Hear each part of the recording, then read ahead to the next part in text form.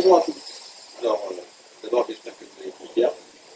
Et afin de garder contact et puis de ne pas perdre vos acquis, eh bien, je vous propose des petites pistes de travail, tout seul, mais efficacement.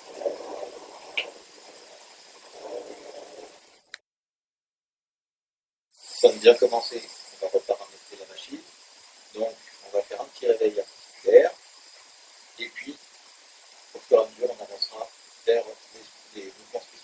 Allez, on commence. On tourne les bras. Tous les 2 tours, on change de sens. Vous faites à chaque fois, chaque exercice, une dizaine de répétitions. Ensuite, un bras après l'autre, en avant, en arrière. Un peu de coordination, un bras en avant, un bras en arrière. Toujours pareil, une petite dizaine de répétitions pour chacun des exercices. On tourne sur le côté, les yeux suivent le bras du regard. Une main sur la hanche, on penche le genou d'un côté, et puis de l'autre. Ensuite, jambes écartées tendues, le dos à plat, on se penche à l'horizontale et on va tourner de la même façon et aller regarder le ciel ou le plafond. Dehors. On met les 2 mains sur les hanches et on va faire des grands cercles avec le corps. Toujours travailler dans les 2 sens. En fait, tournez seulement le bassin, la tête. En plus des ronds, on peut insérer des mythes en passant une hanche après l'autre, dans un sens et l'autre. Les mains sur les genoux, on fait tourner les genoux.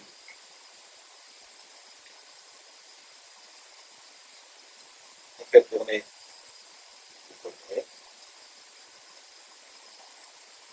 les 2 ensemble. La tête monte en bas, sur les côtés.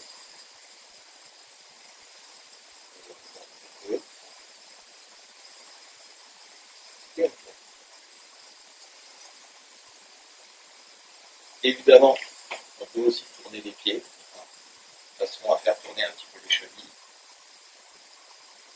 Toujours pareil, dans les 2 sens, un pied et puis l'autre.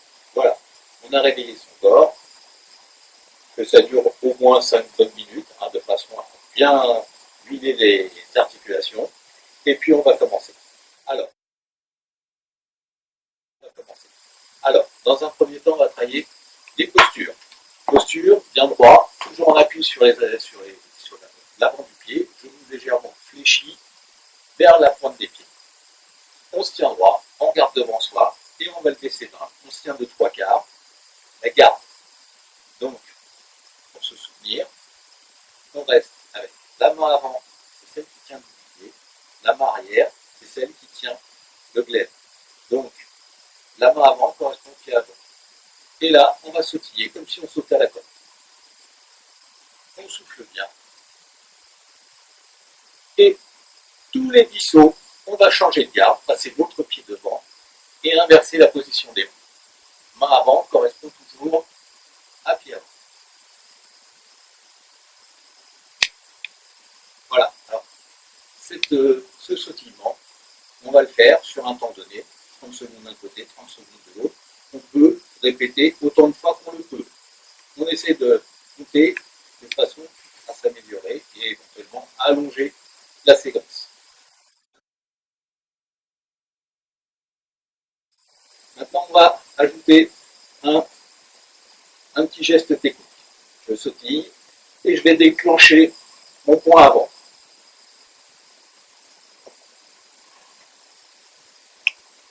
Je regarde où j'envoie et je centre ma cible. Pareil, toutes les 10 répétitions, je change de côté. De l'autre côté,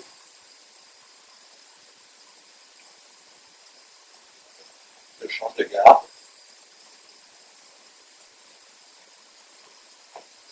Voilà. Entre chaque séquence, on peut récupérer un petit peu. Ce qui prime, c'est la qualité du mouvement. On va continuer, et ce coup-ci, on va déclencher bras arrière. Toujours sautiller, et je déclenche mon bras arrière. Toutes les 10 répétitions, je change de bras. côté. Change de garde. Bien. À chaque fois, je conserve mon bouclier. Je ne baisse pas le bras qui reste en protection.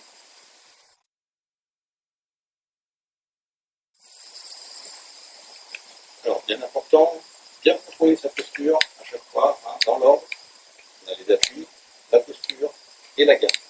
Donc, maintenant qu'on a acquis la frappe du bras avant, la frappe du bras arrière, on va faire la combinaison des deux. Donc, on repart toujours sur cette première garde, toujours en sautillant, histoire de donner une petite dynamique. 1 et 2. Et 1 et 2. Et 1 et 2. J'avance un petit peu, c'est parce que quand je commence à déclencher, en général, celui qui est devant recule. Donc, une dizaine d'un côté et une dizaine de l'autre. Et toujours les mains qui sont en protection pendant qu'une frappe, l'autre est en protection. On monte de côté.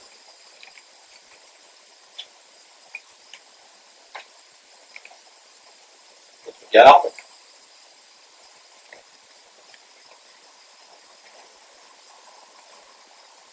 Voilà. On est déjà dans les petites combinaisons.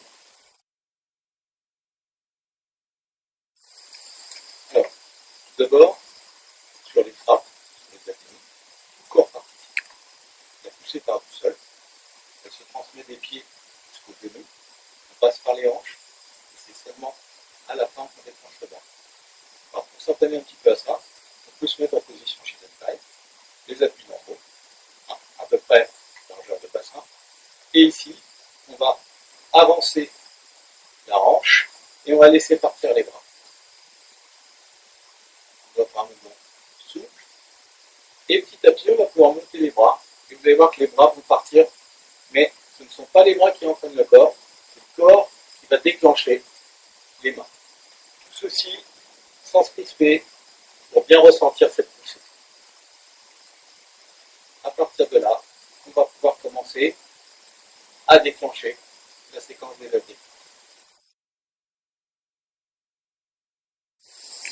On a assimilé donc deux touches avec bras avant, bras arrière, qui nous fait trois combinaisons. Une combinaison où je ne touche qu'avec le bras avant, une combinaison où je ne touche qu'avec le bras arrière, et une combinaison où je vais faire avant-arrière. Donc, on peut faire des déplacements aléatoires, des changements de direction, où là, on va, d'une manière répétitive, passer par point avant, point arrière, et la combinaison point avant, point arrière. Donc, on change, juste point avant. On déplace, juste point arrière. On déplace, avant, arrière. Et ainsi de suite.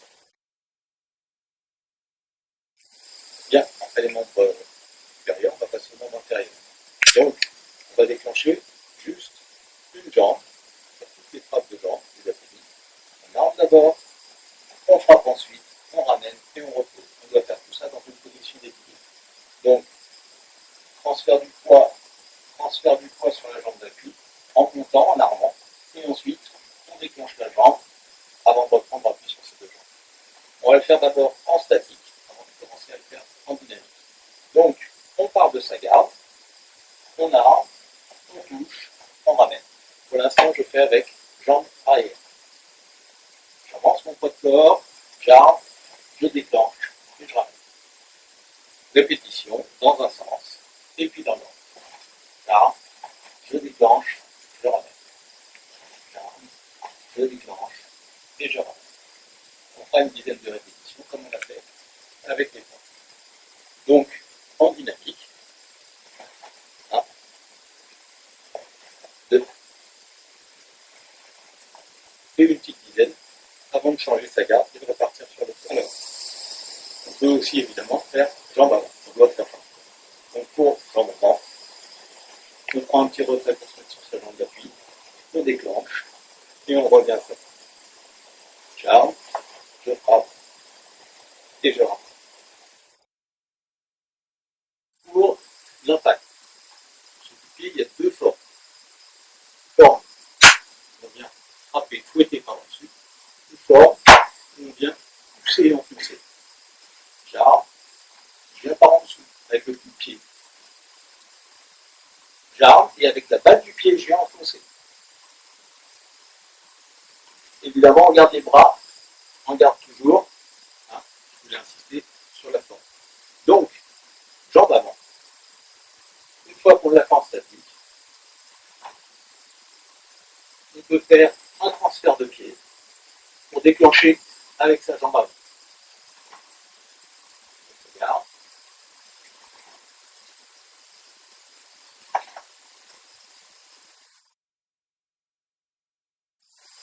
Bien. Alors, juste avec ces deux coups de poing expliqués, on peut faire d'autres combinaisons en prenant en compte différents paramètres. Premier, je vous ai dit tout à l'heure, sur mon attaque coup de poing, on va peut-être obtenir un recul, donc ce sera hors de portée de main. On va utiliser donc une arme plus longue qui sera la jambe. Donc, par exemple, on va se faire un coup de poing suivi un partenaire qui fuit, suivi d'une jambe. Ici, bras arrière, il fuit, genre, je vais le chercher avec ma jambe. Il fuit, je vais chercher avec ma jambe.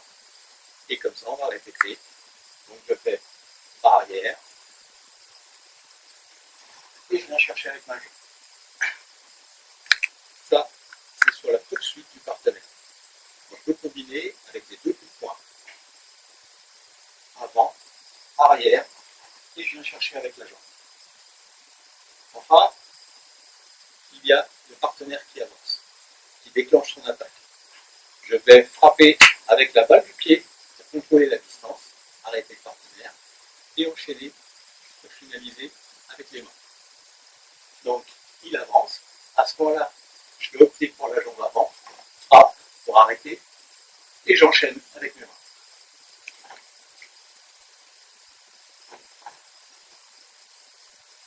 Et celui qui avance, j'absorbe son avancée, je l'arrête, et j'enchaîne avec mes mains.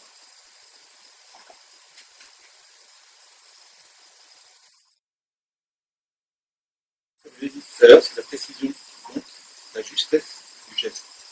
Alors ne laissez pas d'aller trop vite, cherchez à bien décomposer les phases d'appui, les phases de déclenchement, précision de la cible, et la répétition, le nombre de répétitions feront que vous irez sur un mouvement le mieux possible.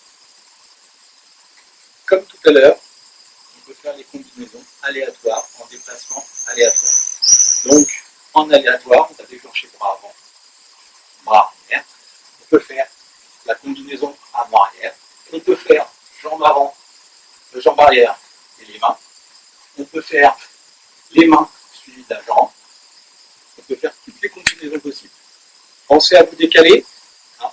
L'idée du décalage, c'est de sortir de l'axe d'attaque de celui qui est en face de vous. Donc, c'est un autre chapitre. On a parlé des appuis, de la posture, de la garde. Et là, en plus de la mobilité, on rentre dans la mobilité, ce sont les esquives. Bon courage, si vous maîtrisez très bien, on peut tout à fait associer entre chaque séquence, travail de bras, vous pouvez faire un petit travail de renforcement musculaire, donc, si vous voulez travailler aussi sur le déclenchement de vitesse, explosivité. Vous pouvez faire quelques petites flexions, alterner quelques petites flexions pour faire travailler vos jambes. C'est histoire de mettre un petit peu de piment, mais toujours pareil, les phases d'apprentissage, c'est d'abord la gestuelle. Une fois acquise, on passera à la vitesse. Une fois les deux acquises, on passera à la force, la puissance. Voilà.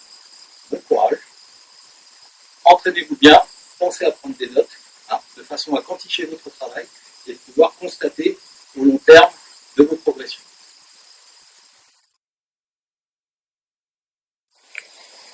Bien, j'ai envie de judo gi, hein, pour travailler. On peut se mettre en t-shirt. Quand on n'est pas dans le dojo, ici, on peut être en plein air, on peut être dans la maison et faire en pyjama même si on veut. Ça, c'est fait pour qu'on me reconnaisse, que je le sache bien. Le judo gi, c'est pratique quand on a besoin de s'attraper. Là, c'est la première phase, la première distance, le premier intervalle qui vous sépare de votre adversaire. Aussi, on n'a pas besoin de saisie, on n'a pas besoin de s'animer. Les distances suivantes sont les saisies pour essayer de projeter. Et ensuite, il y a le travail au sol, la finalisation au sol, contrôle, étranglement et clé. peut-être le sujet d'une prochaine vidéo. Allez, bon courage à vous, à bientôt pour voir.